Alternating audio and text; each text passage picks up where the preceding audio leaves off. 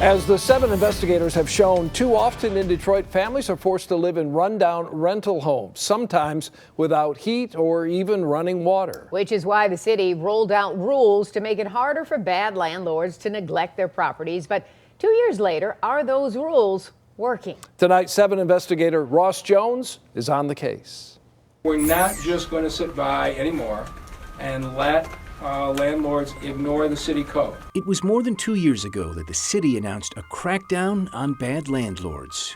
This is going to be a game-changing initiative. In a city where more than half of residents rent their home, new rules would bring neglected rentals up to code by requiring regular inspections and lead testing, all designed to protect tenants from predatory landlords. And as we showed you last year, the need for stronger rules is clear. In homes owned by Detroit landlord Michael Kelly, we found Detroiters struggling with roofs that leaked, boilers that didn't work, and pipes connected to nothing. This ordinance, officials said, would take care of all of it. 2 years since rolling out the rules, the city has made progress in its fight against bad landlords. But as we found out, not everything has gone as smoothly as city officials once promised. For starters, bringing homes in compliance has taken dramatically longer than the mayor said it would back in 2017. We've got 50,000 houses got to be brought up to code. And we're going to do that over 2 years. But more than 2 years later, the city is nowhere near fulfilling that promise. Instead of 50,000 homes up to code, less than 4,000 properties today are in compliance. When we started the process, I don't think anyone realized how time-consuming it was. Julie Vandevassi is a supervisor in the city's Building and Safety Department. She says the city underestimated the time needed to locate property owners and then conduct inspections. Now, officials estimate it'll take at least 2 more years before all of the city's rental homes are up to code. But there has been progress. When the city started enforcement, only 1,100 rental properties in the city were compliant with the code. Today, it's more than 3 times that many. We are moving the needle. It's not as fast as anyone would like. We are working as quickly as possible, but we don't want to do sloppy work. But has the rental ordinance designed to go after bad landlords discouraged good ones from continuing to rent?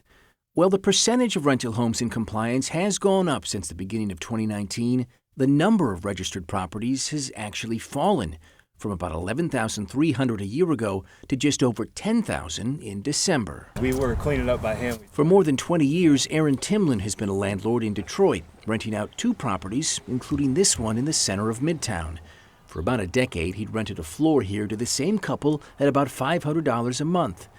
But when he learned about the city's new rental rules, he knew he couldn't front the cash to bring the 131-year-old home up to code without significantly raising rent, something he wasn't interested in doing.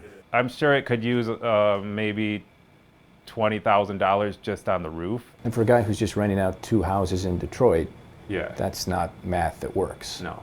In a strange twist, the ordinance meant to crack down on bad landlords left 2 renters who were happy with theirs with 30 days to move out. It might be cheaper just to board the place up, evict the people out, and just sit on it.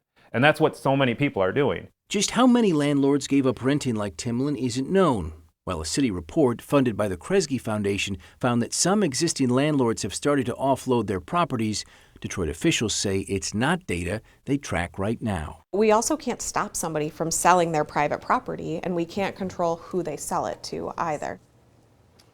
Now, the city is continuing its inspections zip code by zip code and isn't scheduled to be finished until 2021. I'm Ross Jones, 7 Action News. Well, a lot of people need you to stay on it because some people have been abused, and you see some good people, good landlords, are just saying, forget about it. It's just too much money. More work to be done. Ross, thank you.